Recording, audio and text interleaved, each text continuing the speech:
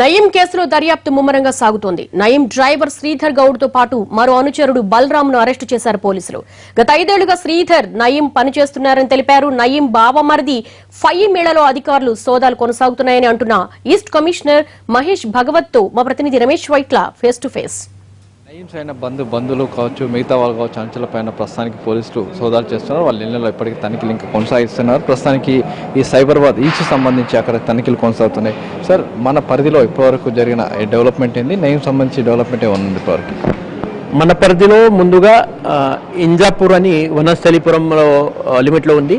ఆ ఇంజాపూర్లో శ్రీధర్ గౌడ్ అని నయీం డ్రైవర్ ఇంటి మీద అక్కడ దాడి చేసి ఆ ఇంటి నుంచి 38.5 lakh క్యాష్, తర్వాత 3 పిస్తోల్స్, 22 రౌండ్స్, 2 మోటార్ బైక్, తర్వాత ఒక కంప్యూటర్, ఇంకా చాలా డాక్యుమెంట్స్ కూడా దొరికినాయి.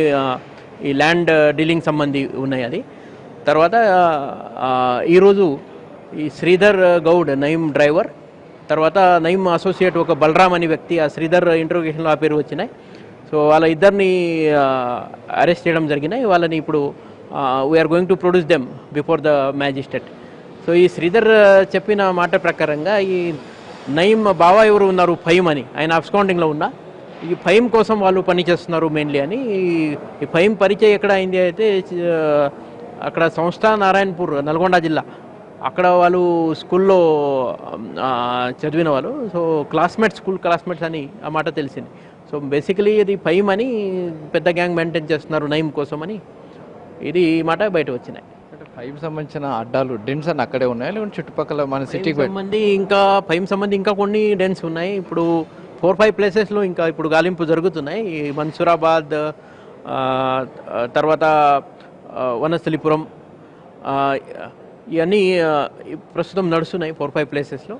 ఇంకా స్పెసిఫిక్ రిజల్ట్స్ మాత్రం లేవు దాంట్లో. ఫయీం కావచ్చు, ఫయీం సంబంధించిన అంచెలు కావచ్చు, మిగతా వాళ్ళందరి కోసం తాము ఇంకా గాలిస్తూనే ఉన్నాం. మరోవైపు చూసినట్లయితే ఫయీమే ఒక పెద్ద గ్యాంగ్ను మెయింటైన్ చేస్తున్నాడు నయీం కోసం అని చెప్తున్నారు. అయితే మరోవైపు దీంట్లో ప్రధానంగా చూసినట్లయితే నయీం ఎక్కడైతే కొన్ని డెన్స్, హైదరాబాద్ శివారు ప్రాంతంలో డెన్స్ ఏర్పాటు చేసుకొని ఈ డెన్స్కి ఒక్కొక్కరిని ఇన్ఛార్జ్ చేసి వాటికి బంధువులను కూడా కొంతమంది ఏర్పాటు చేసుకుని, మరోవైపు కొంతమంది మహిళల్ని డెన్స్కి ఇన్ఛార్జ్గా పెట్టుకోవడం జరిగింది. ఇప్పుడు చూసినట్లయితే సైబరాబాద్ ఈస్ట్ పరిధిలో ఇప్పుడు చేస్తున్న సోదాల్లో ఇది డెన్స్ అన్నింటినీ కూడా పూర్తిగా క్లీన్ చేసే పనిలో పోలీసులు ఉన్నారు. కెమెరా పర్సన్ నర్సింగ్తో రమేష్ వైట్ల.